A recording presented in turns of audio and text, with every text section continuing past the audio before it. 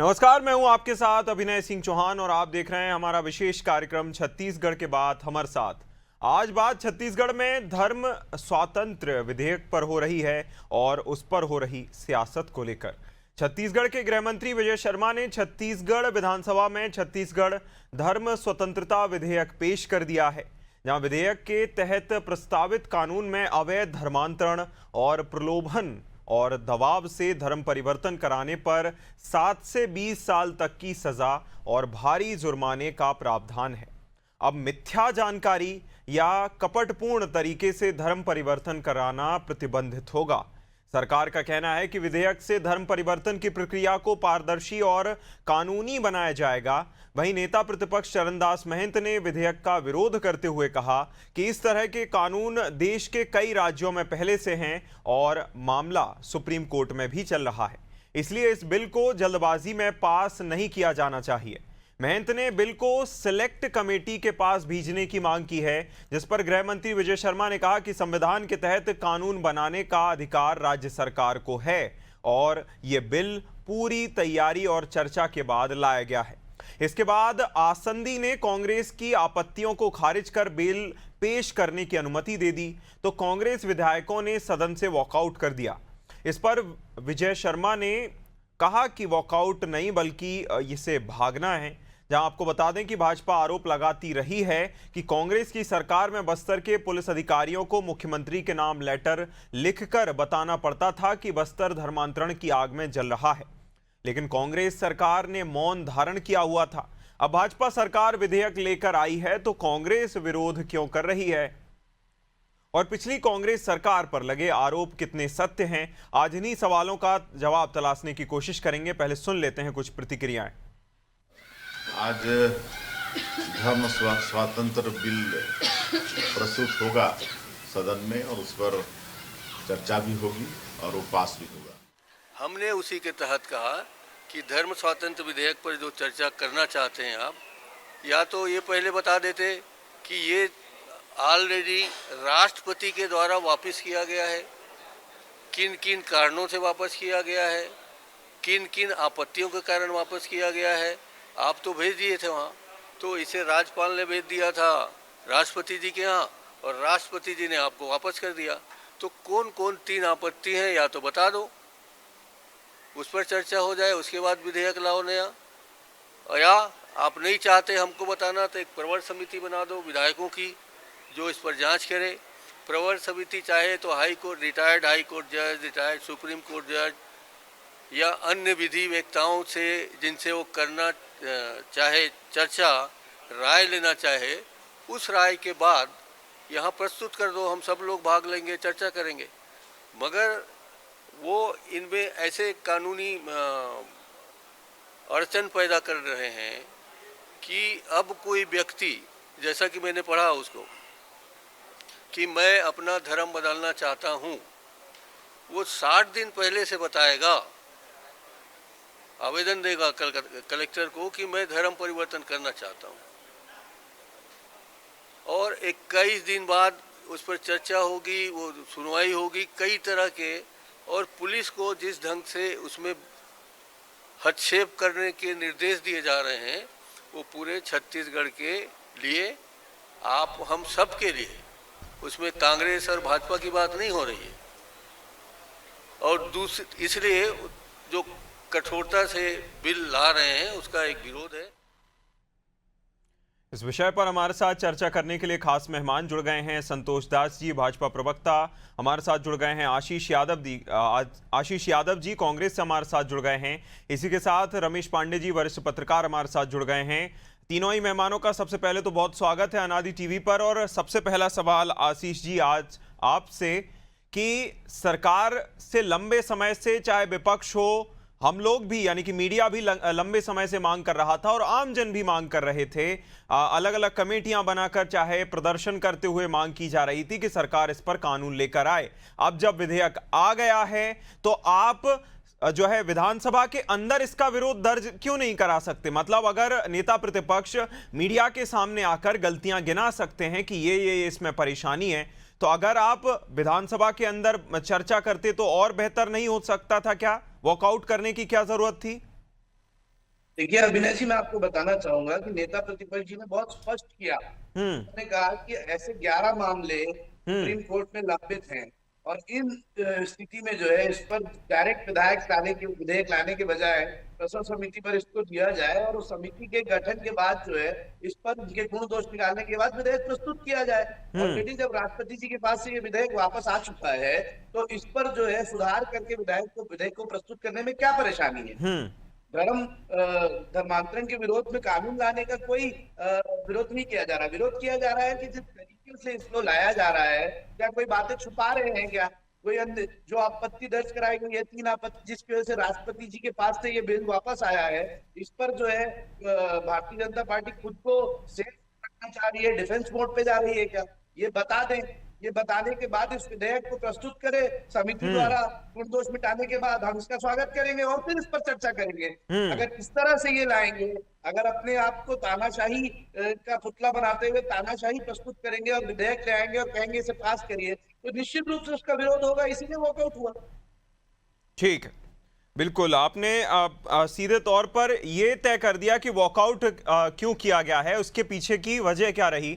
संतोष जी, आपके पास आना चाहूंगा सवाल के साथ कि देखिए सरकार की ओर से लंबे समय से, जैसे मैंने अपने जो है ओपनिंग स्टेटमेंट में कहा कि लंबे समय से चाहे विपक्ष हो जनता हो, अलग अलग तबके के लोग मांग कर रहे थे कि आप कानून लेकर आओ और इस पर रोक लगनी जरूरी है।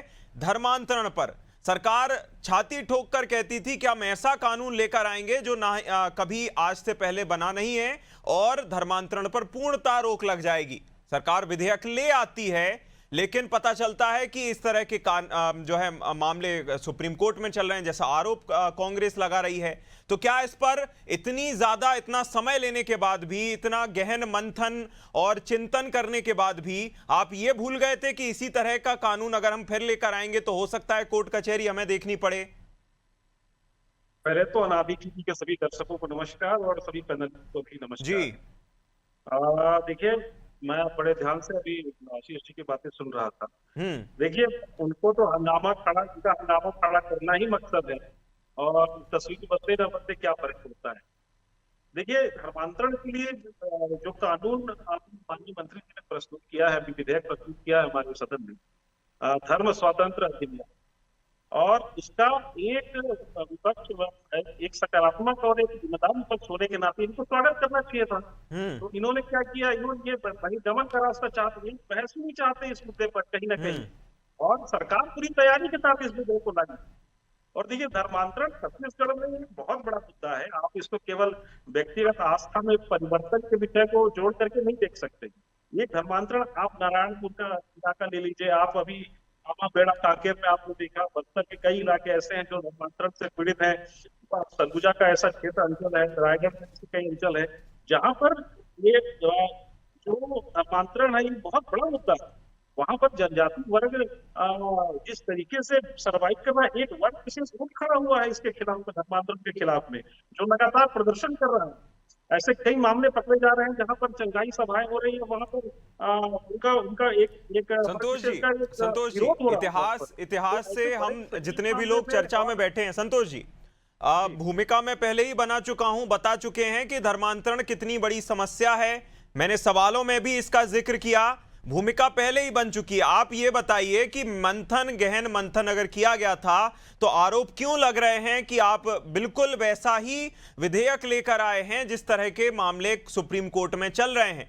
क्या ये आपकी जो है जिस तरह से आप एग्जीक्यूट करना चाहते हैं इस कानून को, अगर बनाना ही चाहते हैं, तो क्यों इसमें प्रावधान उस तरह के रखे गए जो कि चैलेंज किए जा सकते हैं, उन्हीं मामलों से क्लब किया जा सकता है? सवाल इस पर है।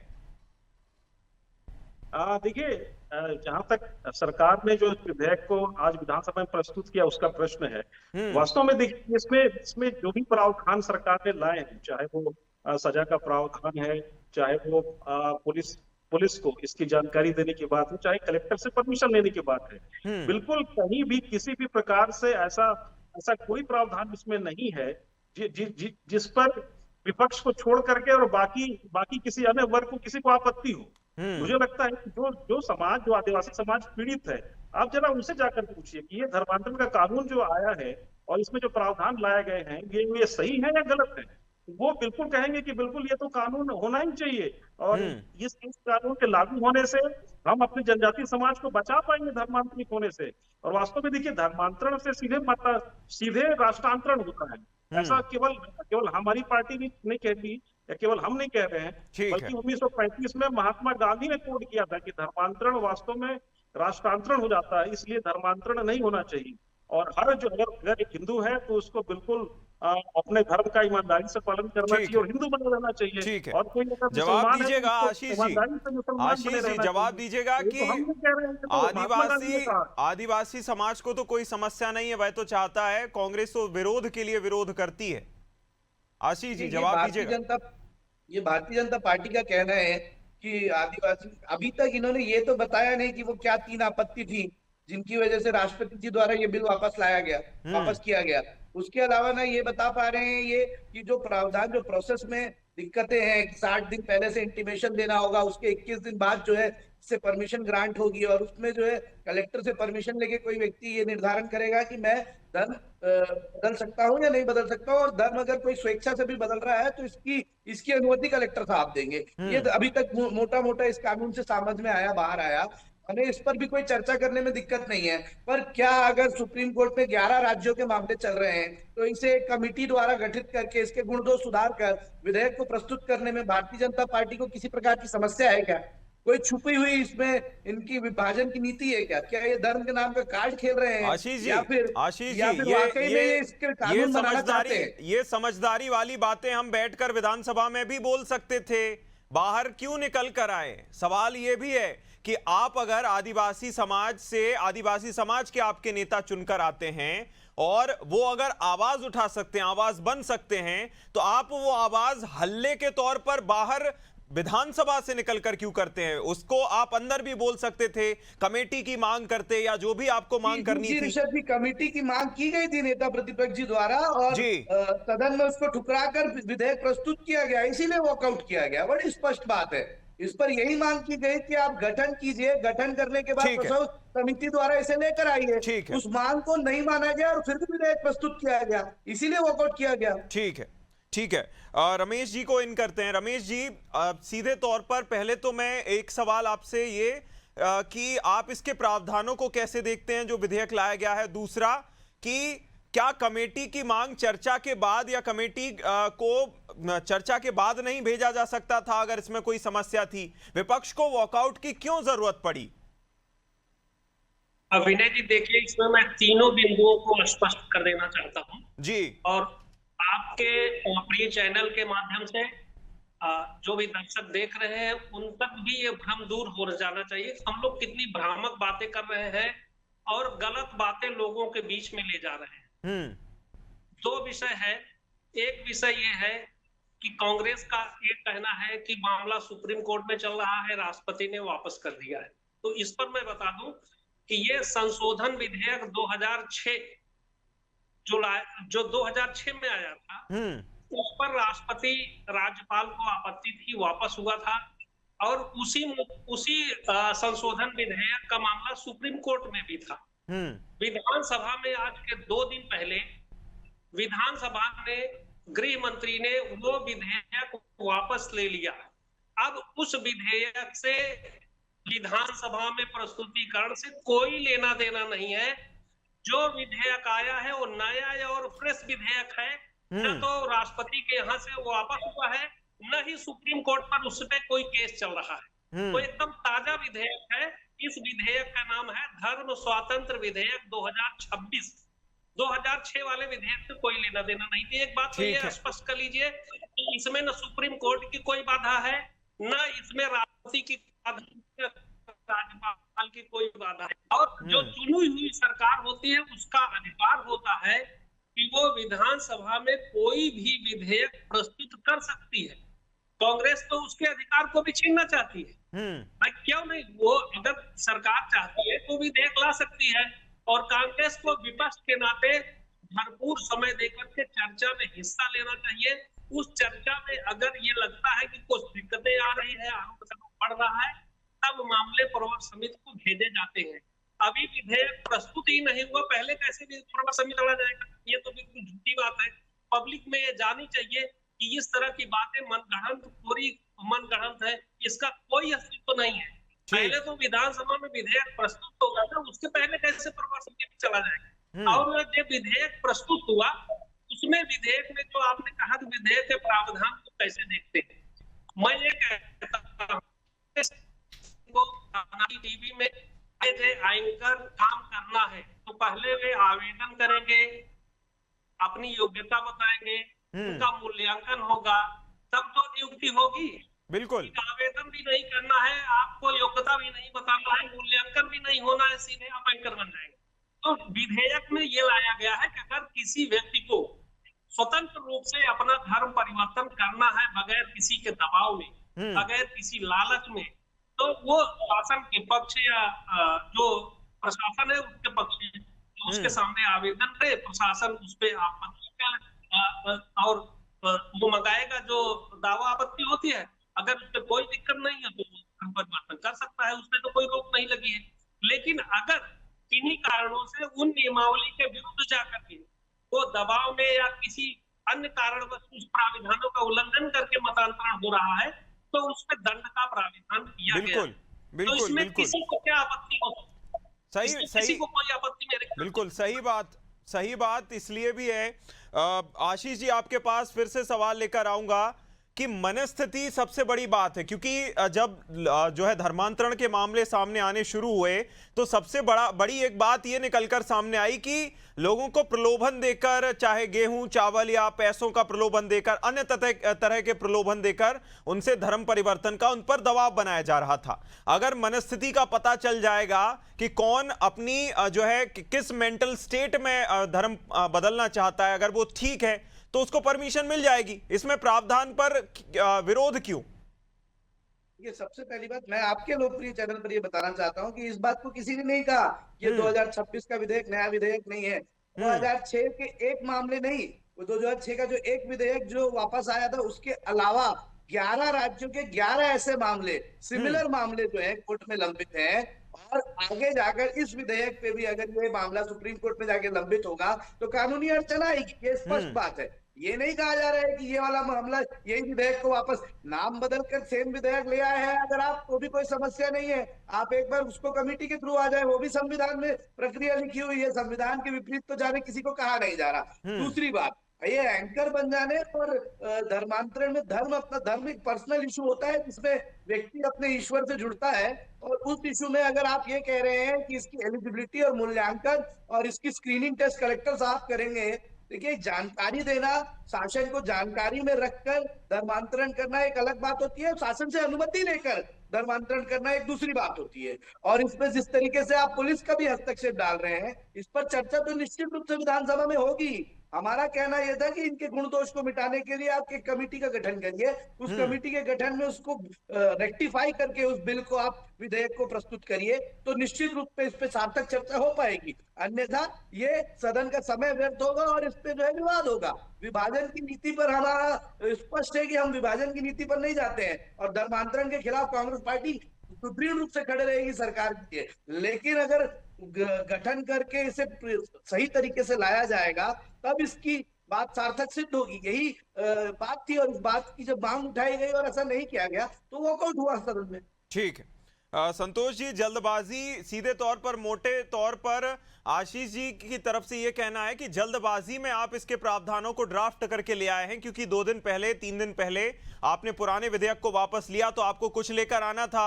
आरोप लग रहे थे विधानसभा में अलग अलग तरीके के, तो आपको कुछ एक विधेयक पेश करना था, आपने पेश कर दिया। अब उस पर चर्चा हो ना हो उससे कोई लेना देना नहीं है, क्या ऐसा है संतोष जी?